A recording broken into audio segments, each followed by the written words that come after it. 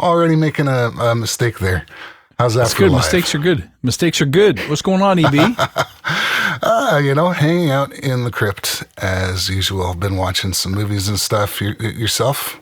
CW? Let's see. A lot of work and a lot of cool stuff going on outside of music and audio, but it's definitely been fun, man. It was a really slow first part of the year, but now things are ghoulish, so I'm pretty happy.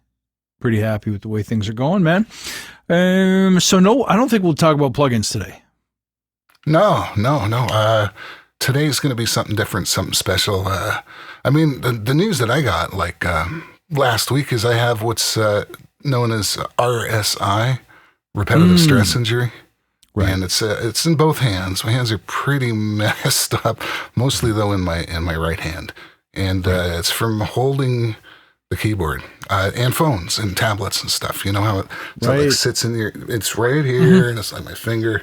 And the problem is with this is you get nerve damage. By the time you feel it, the nerves are already starting to get damaged. So the recovery is kind of long. So I've got all kinds of different input methods. I got my keyboard that I usually just hold. I'm not holding anymore right now. It's on a platform, and I am using this hand because it's just not going to be fast enough without it. But I've got it off to the side here and actually Velcroed it because I kept picking it up by accident out of habit. And makes sense. Sort of Velcroed down so that I'm only using one hand. So it's like trying to operate a tablet with one hand, even on the desktops. I hope it gets better, dude. You got to take care of your health. Just a moment of silence, everybody, for people with left hand injuries. Yeah. Okay, we're good. All right. Well, take care of that, man, because as an artist, you got to be able to, you need it. You need it. Yeah. So news, just general stuff that's been bopping around. Did you hear the remake that Steve Perry did with the, not Journey, but with Steve Lukather's kid and Phil Collins' kid? They made like a little supergroup, and they redid Journey's "You Could Have Been the One," I think is the name of the song. Have you heard that? Not. Have you heard it? Was it good? Fucking Steve Perry. I don't know how he does it. I don't know where he comes up with it, but when you hear that song, I heard Steve Perry's last record and it was good, but it was different. It's old Steve Perry, like senior Steve. But this is you couldn't tell that this wasn't one of their tracks from 1980 something. So good. So check it out. Go Google Steve Perry and then hit news and you'll see all the links to it. But you'll enjoy that. Super, super good. Will do, because I'm one of the people that liked his last solo record. Yes.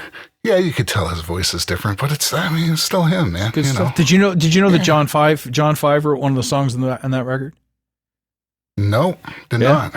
Yeah, he's a hell of a songwriter. It's just such the biz, right? The biz. Yeah, there's been some cool collabs. I saw, Steve Vai and Joe Satriani did a collab track together. I forgot what it's called. It's really good. Mm-hmm. Yeah, I saw that too.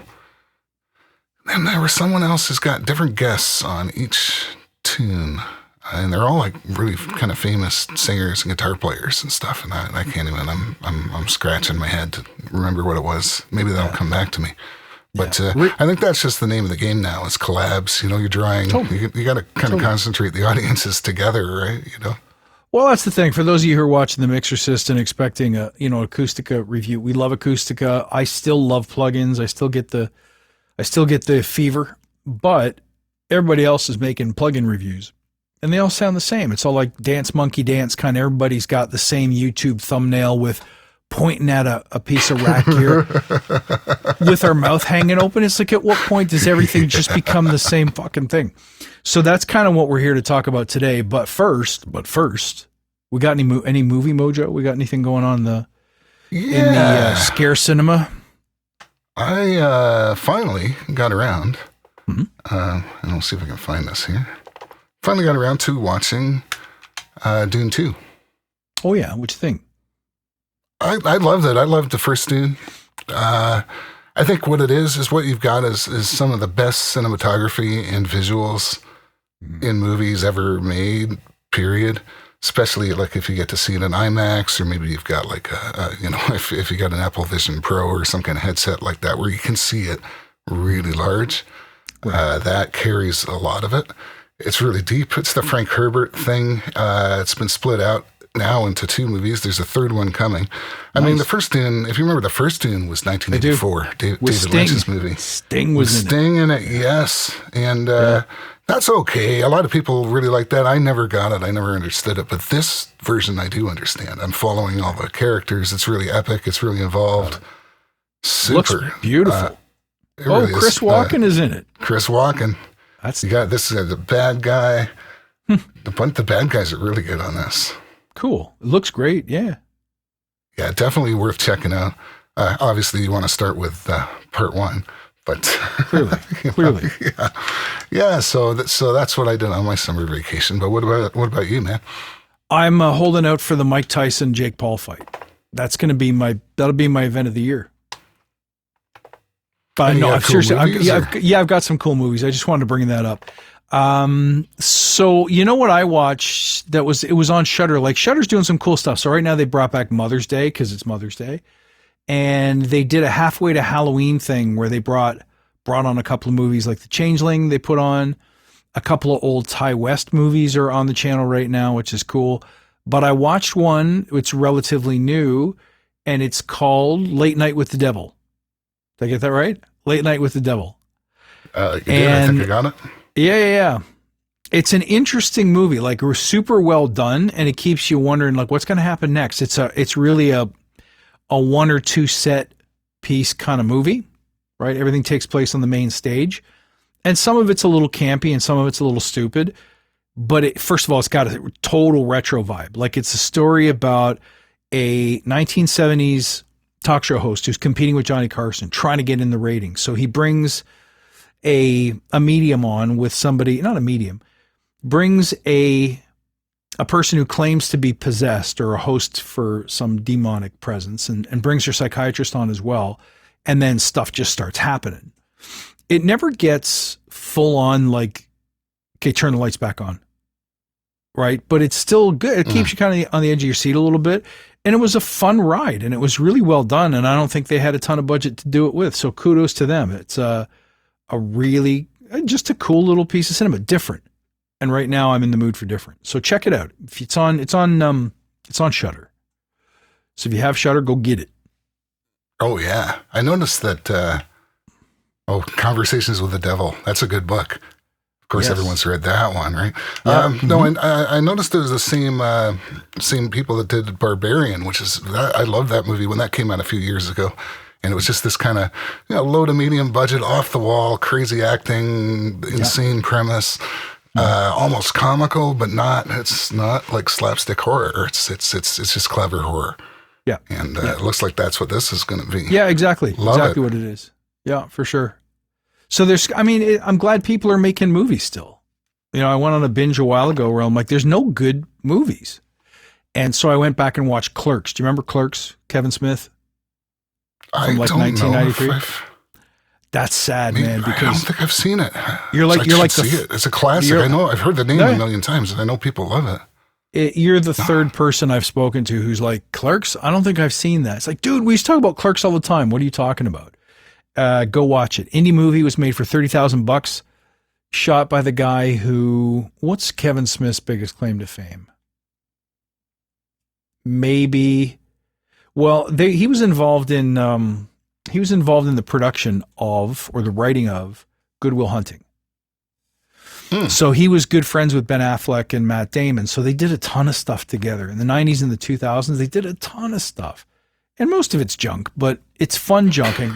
But Clerks was good. You know how your first movie, you've been bottling that up your whole life, waiting to release your first film. Yeah. And it was just all his best chops on film. Still one of the greatest comedy movies I think ever made. So with that said, who's out there? I see we got a couple of people who've been looking. Well, no comments yet.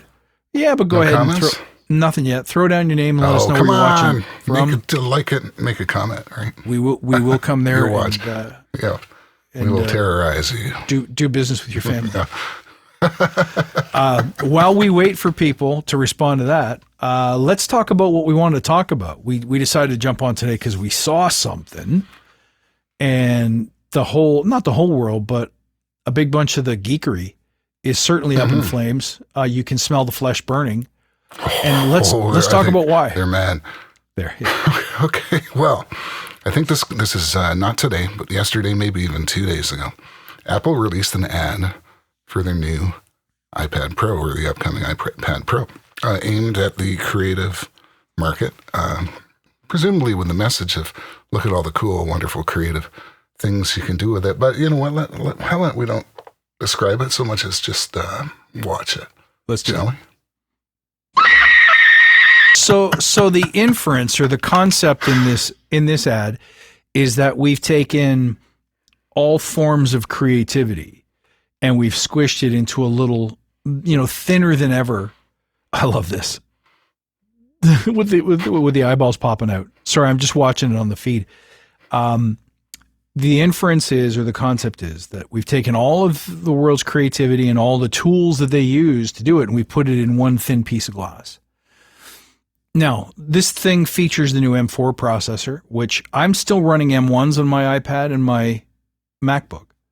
And I can tell you, I'm still impressed with how fast it is. No fan, no heat, no noise, no nothing.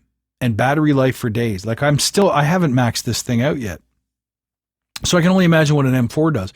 But that's not the point. The point of the commercial is we have liberated so much creative horsepower that you no longer need, your guitar, your piano, your paint cans, your whatever. But why is everyone tripping over this? What's your take? Well, I mean, it's taking things that people love to do, the creative tools that they use if they were. And cool, it starts off with a record player and a metronome, and the first thing you see the trumpet getting crushed, and then the piano gets crushed, and then I noticed a lot of people were mad about the camera gear getting crushed, the lenses and stuff. Mm-hmm. And there's a couple Twitter, some hate tweets. Oh, so many hate tweets. If you go on anyone commenting on this, you're going to see who is human life and everything that makes it worth living. Dive into this digital simulacrum and give us your soul. Sincerely, Apple. Right? Yeah.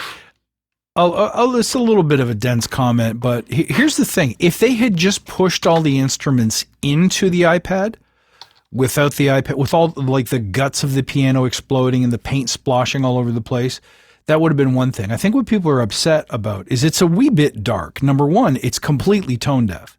So at a time where we're a little scared of AI because we haven't fully explored the ethical the ethical implications, the word I was looking for, of robotizing everything from resumes to computer generated books. Computer generated art is everywhere, and it's getting better. Video, movies, footage getting better everywhere. Really fast. Getting better. Well, remember not even a year ago when we did that gag reel, Jack Torrance's greatest hits, Freddy Krueger's wedding, and everyone's missing fingers, or they got 8 fingers, they got 2 elbows.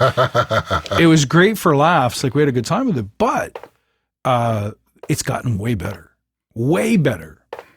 And so it begs the question, why would you want that? Like, that's the part I can't understand about any of it. It's like, hey, I'm reading this book and it was written by a robot. Why would you read that? I don't understand why you would want that.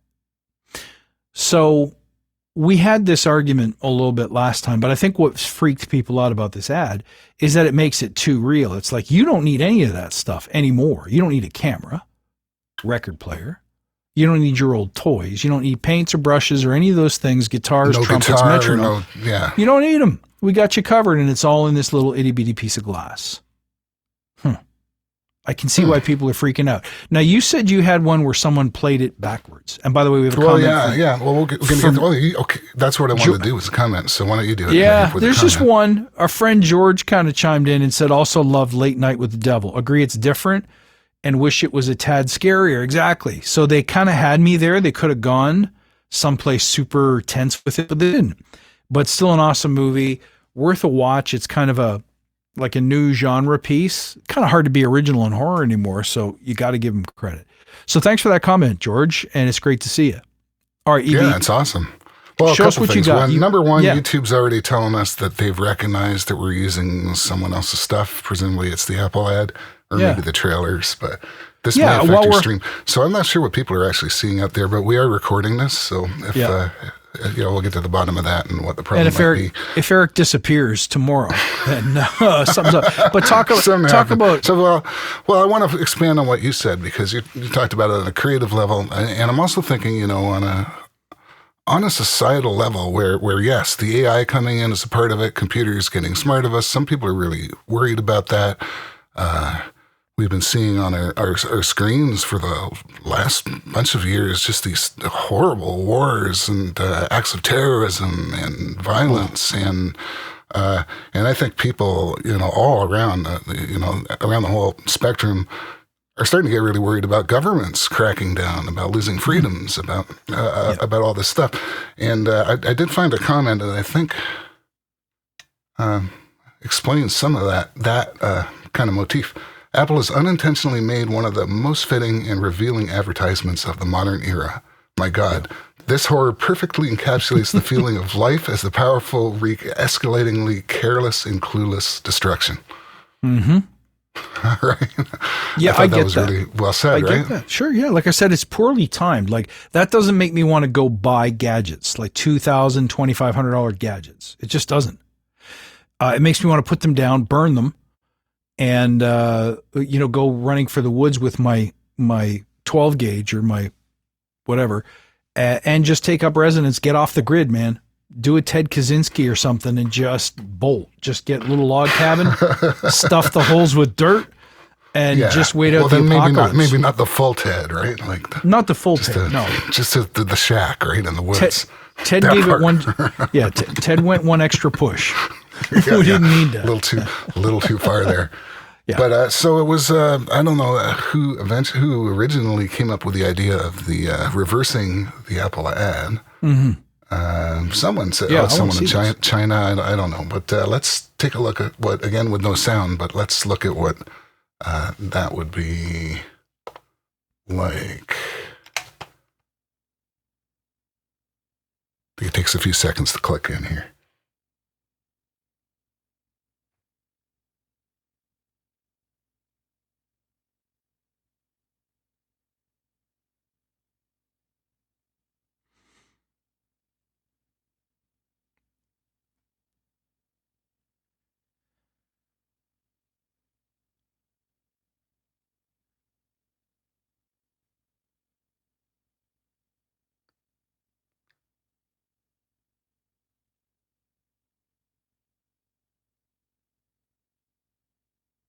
I'm thinking if they had thought to do this video, right? If that had occurred to them, or maybe it did and it got shut down. If this had been the video that came out, this might have been one of the best ads of the decade. Might have. I don't know. To me, the way it's just emotional. It still looks like an early Pixar movie. It's like, let's do the tech because we can, and some of it just looks like, meh. Aesthetically, it's not that pleasing. It's got a dark visage. Like the concept is a lot of, toned down blues and blacks, not a lot of splashes of color until things start exploding. The paint cans explode and you got all the colors of the rainbow. So it's, in a way, it's a little bit violent. It's certainly destructive. So it's got a vibe that's very apocalyptic, which I'm not sure we need right now. Do we really need that? I mean, you've already got, every day you wake up and Donald Trump has gotten a new extension or delay or some kind of concession. And it's like, dude, that guy's going to be president again. Well, it could happen that way. I mean, I haven't even been paying attention to that. I'm looking at all the wars going on and shit. Exactly. It's fucking incredible. And the hatred that's coming out of that. So I don't mean to, if you are a right wing and a Trump supporter, we love you. Everyone is entitled to freedom of their views and so on. But he's a complicated character. And for those of us who are maybe more in the middle, it is, when we see certain kinds of, he's a polarizing guy. Let's say it that way. So don't we have enough? I think you nailed the word. It is polarizing, right? Did you know that just this last little while, hate speech and all forms of hate speech, right? Anti everything, anything. Pick one. Pick a group, right? Pick one. All of it. All of the speech has doubled. All the hate speech towards whatever group has doubled. Incredible. Yeah. And that's not the world that I pictured, I would raise my children in. So it's kind of a weird time. Apple used to be, remember the iPod ads? It was like a silhouette of a dude, a nondescript dude with dreads holding his iPod with wired headphones, because that's all you had back in the day. Very, very pastel colors. And you just got the distinct impression that anyone, anywhere, operating an Apple device was doing it on inline skates. They were just having that much fucking fun. And now it's like, let me blow up all your toys. Like, see this piano? You will be sucked into the void. You're not going to need that guitar where you're going. And also, I think there's a little bit, and the creatives know this, that there's just a little bit of hubris going on there, where it's like, that guitar that's in the iPad, that's not going to sound like a real player, not yet. Nope, not maybe yet. Next year. maybe next year. But again, why would you want that? When I consume art, I'm looking for a real living thing transmitting their particular experience or their sense of the world or their emotion or their values. And I'm looking to receive that and see what I make of it. And as an artist, you're doing the inverse. You're throwing it out there and saying, I hope this lands some way, somehow, maybe close to the way I intended it. But the experience of producing and consuming art is like a transmitter and a receiver. I'm going to make something, drop it in the pond like a pebble, and it's going to make ripples. And those ripples are undeniable. They're unchangeable. They're unstoppable. And if you happen to be in their pathway, you will receive. And that's the beauty of art. What did that mean to you? What did that change for you? Did you learn something about our shared human condition? Did you see something beautiful? And so when people take the bother, old-fashioned though it may be, like you remember the days when you had to clip tape with a razor, and you had like splice tape to piece it back together. Yeah. It used to be a hell of a lot harder to get an album produced and distributed and heard. It used to be hard to pack your shit up and go to a show in the back of a station wagon with the bass drum taking up 3/4 of the trunk. And so your Marshall had to sit in your lap in the back seat. Some things are worthwhile because they're hard. If you take everything and make it easy, people don't value it. So it becomes meaningless. My wife's an art teacher, and I asked her, hey, what do you think of all this stuff? Because every year she does this exercise with her students. And she says, what is art? And so the kids will come up with a first theme. What a brilliant way to go about it, by the way. My wife's brilliant. And your first iteration is going to be, well, it's like the intersection of shape and color and whatever. And you're like, yeah, but what about music? Oh, right. So they got to modify their definition. And then, well, what about this? And they got to modify their definition. And then you get to a point where you're like, what if I take a picture of a dog shit on the sidewalk? Is that art? Because it's not a holiday snap.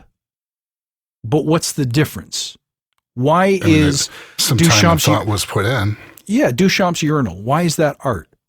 But a real urinal is not. Why is Warhol's cans of Campbell soup art, but an actual can of Campbell soup in the grocery store is not? And so I said, well, what do you think about this? What about AI art? Is that art? She's like, nope. I'm like, you sure? I said, yep. I said, why not? She says, because if a human doesn't create it, what's the point? At the same time, you got to consider, though, it's been trained on human art. That's the thing.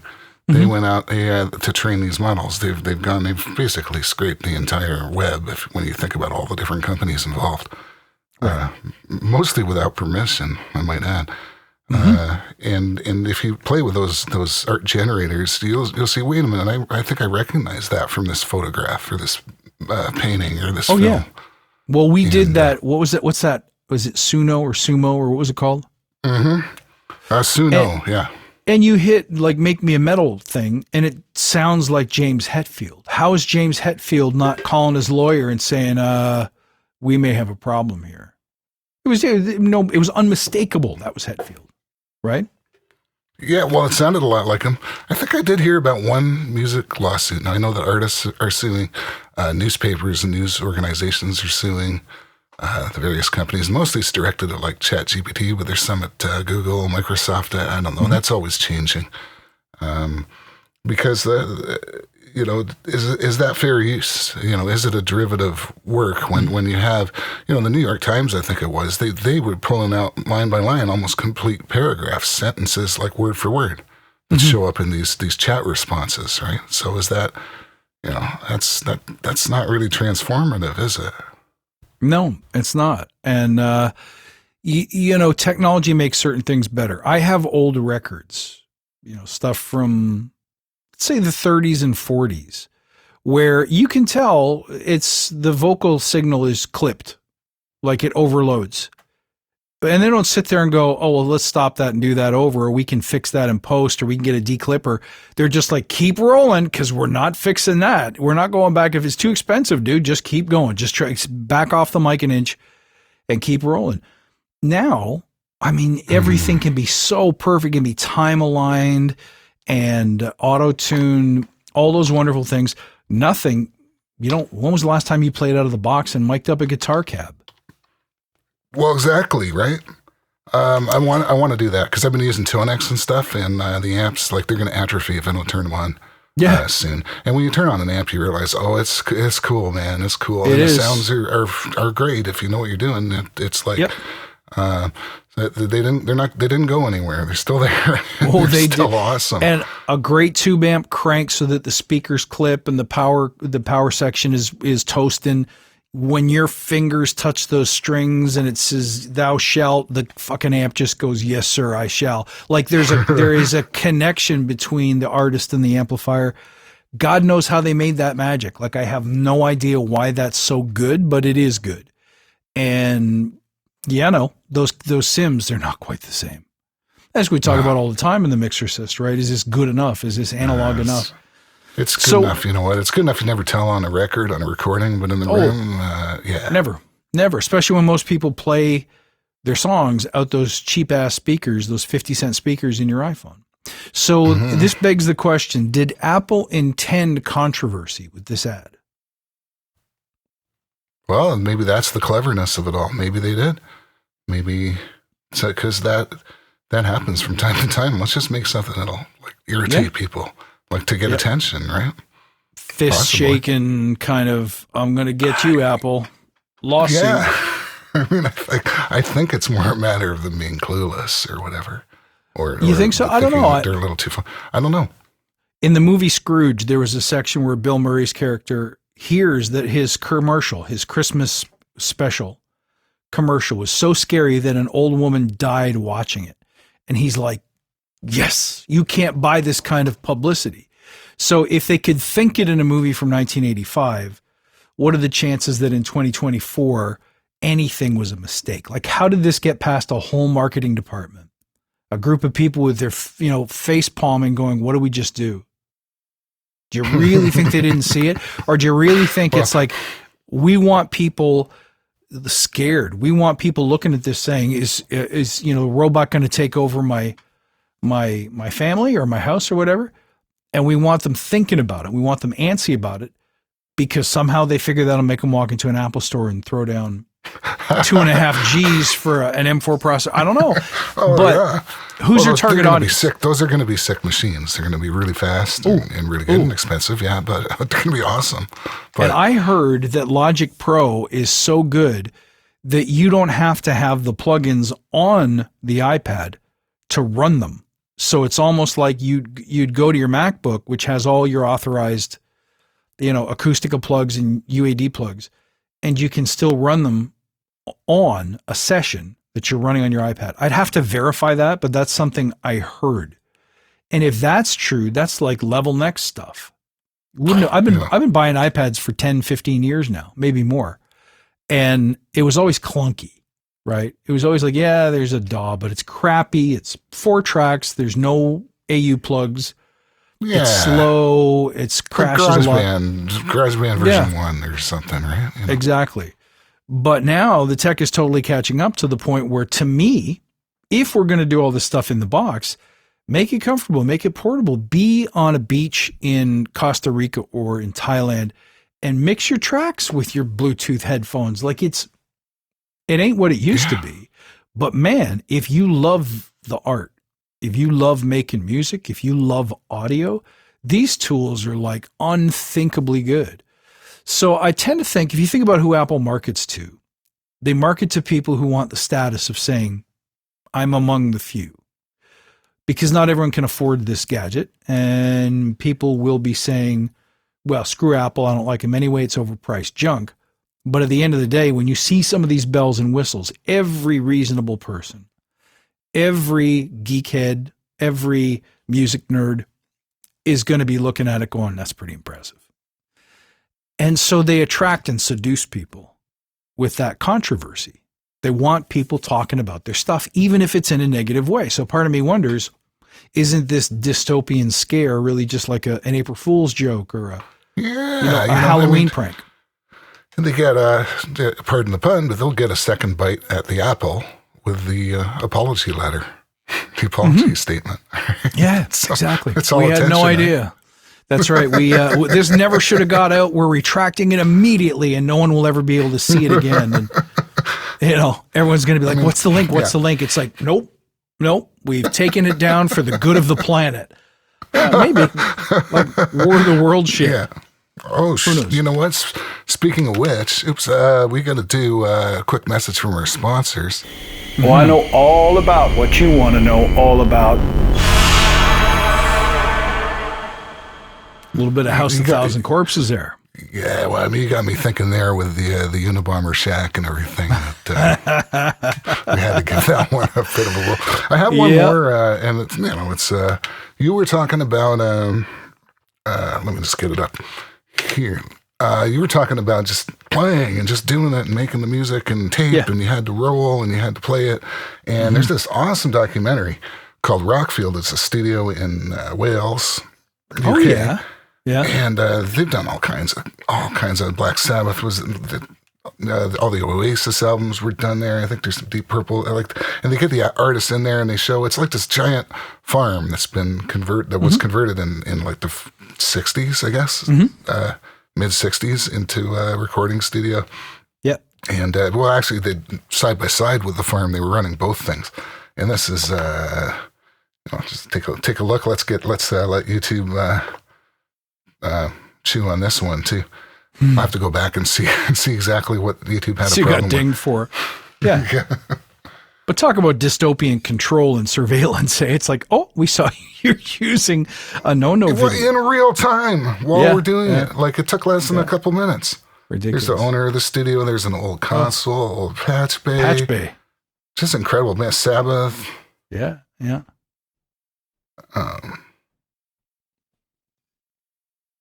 Queen. It's another owner. Really cool stuff. I mean, there was such a heyday in the 70s where studios like Le Studio here in Canada, there were a couple more in the UK. Rush did some stuff there. But Zeppelin, renting out Headley Grange.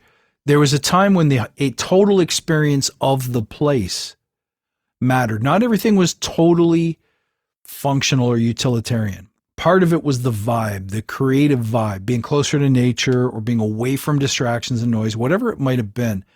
And it was really popular for a while. And then all of a sudden it's like, no, it's got to be near a city. It's got to be small. It's got to be acoustically treated. It's got to be soundproof. It's got to have an air conditioner for the console. I think those things changed the way that records like this used to happen. Yeah, the vibe, the idea. I mean, back then the idea was, you could either record in like a small, cramped kind of city place, or maybe a higher end facility wouldn't be so cramped, but it wouldn't be like large and gigantic with tons of rooms to choose from, where like you get either a cavernous sound or a mid sound or you could just go out, live a residential studio. This was they're saying this was the first residential studio. Where the artists could move there for a month, 2 months, whatever. Yeah. There was a band that spent a year in there. I'm forgetting which one. But I think it was Stone Roses spent like over a year in there. And you would write a record that way. You would write a record in residence, with the gear around you, everything set up nice, a great comfortable place for the band. And if you wanted to throw the faders up and start tape, you could start making your record. That would have been a privilege to be part of something like that. Oh yeah, for sure. But anyway, I just love. Yeah. Sorry, go ahead. No, I was just thinking what a juxtaposition between, say, that you're out in the country living with your mates, your buds, your friends, making music, and milking cows, riding tractors, now you phone it town, in, drinking at the pub. Yeah. So it'd be does that, two separate places. So does that experience, one way or the other, does that come across in the recording? Does that come across in the vibe of the finished product? That's a good question. Yeah. Anyway, it'd be cool to see what happens. Yeah, it'd be cool to see what happens with this commercial. Good luck, Apple, on your sales. Apparently they're down. But I you know what? I enjoy these conversations with you because we're both a little old school, but at the same time, we both have an appreciation and a background in arts of all kinds. And so that informs some of the stuff that's happening today. And there's a temptation to want to put the brakes on and say, whoa, you're innovating too fast. And yet we all use these tools, right? We've all got Neve emulations that are like, holy smokes, that sound in a plugin. Incredible.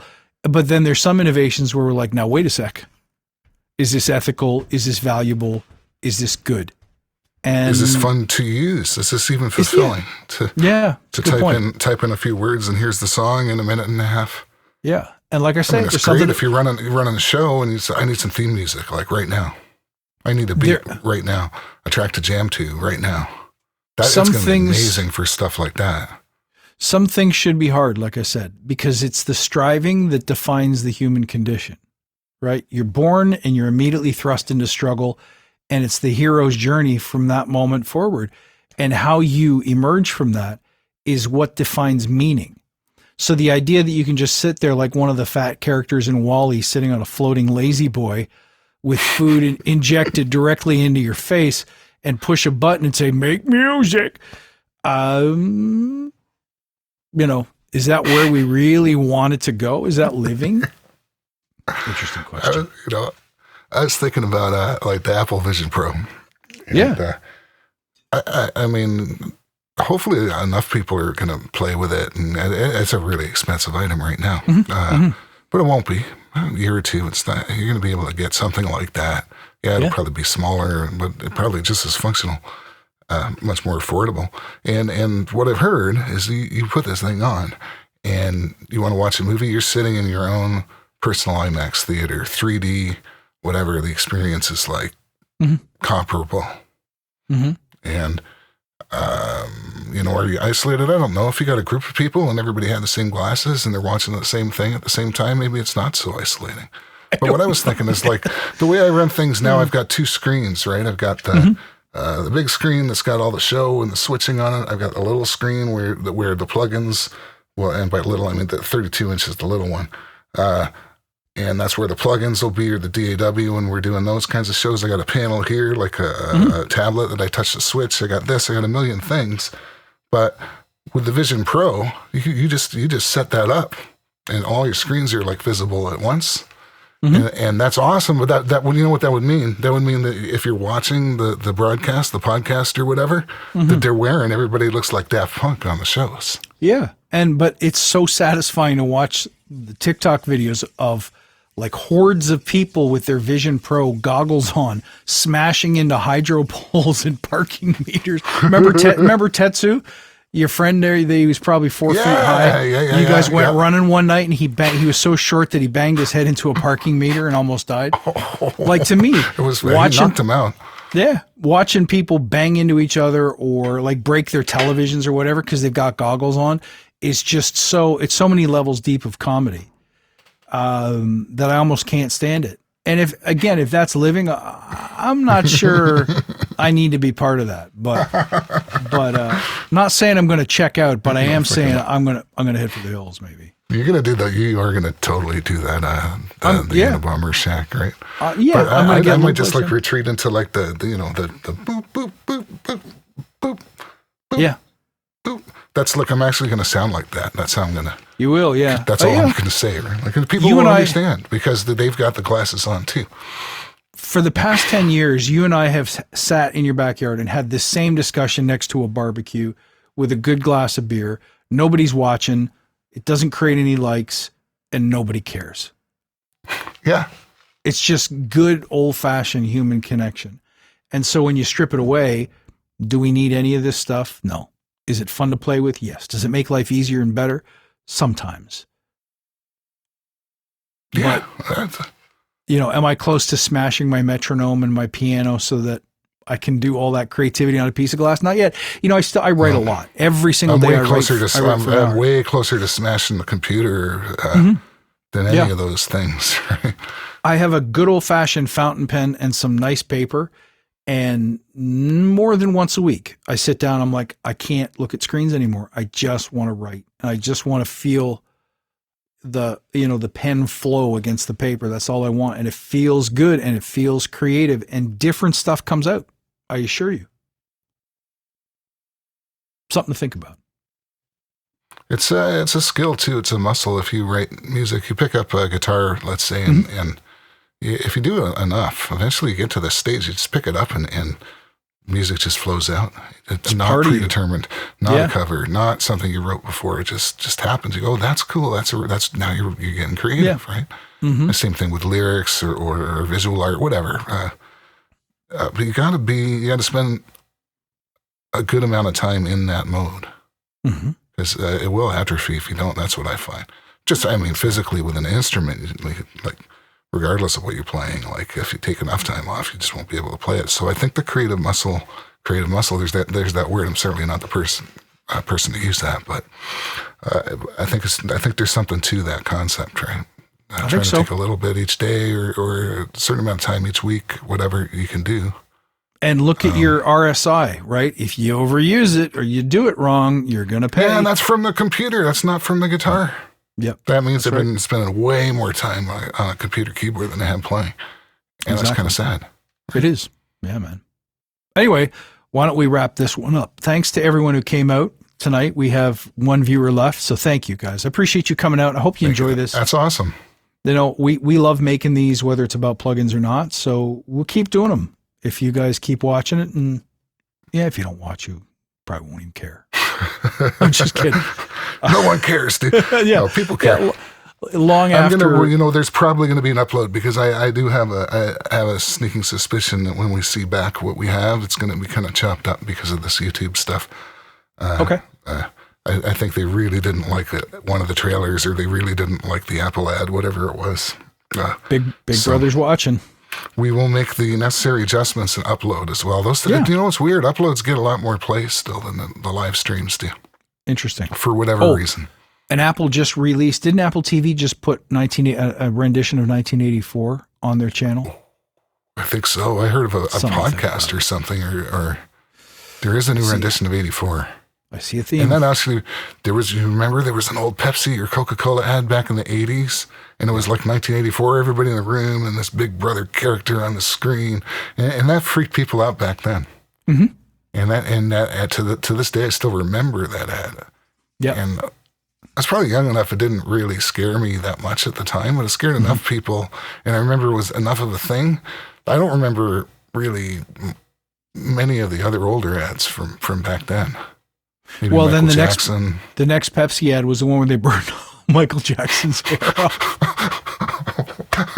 Nobody liked that either. Of that online. There's footage of that online. That was the beginning of the end for Mikey. I'll tell you that right now.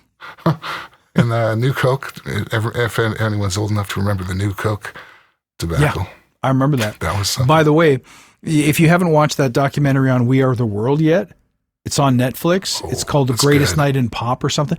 Anyway, I had no idea Bob Dylan was that terrified of being around other people. Oh, it's so good. You got to watch it. Great documentary. Anyway, that's it for tonight, I think. Awesome. Yeah. Good to see you, AB. Thanks so much. Yeah, good to see you too, CW. And take care, friends. We're going to keep on rolling, man. Thanks for watching. Make sure you like and subscribe. All that.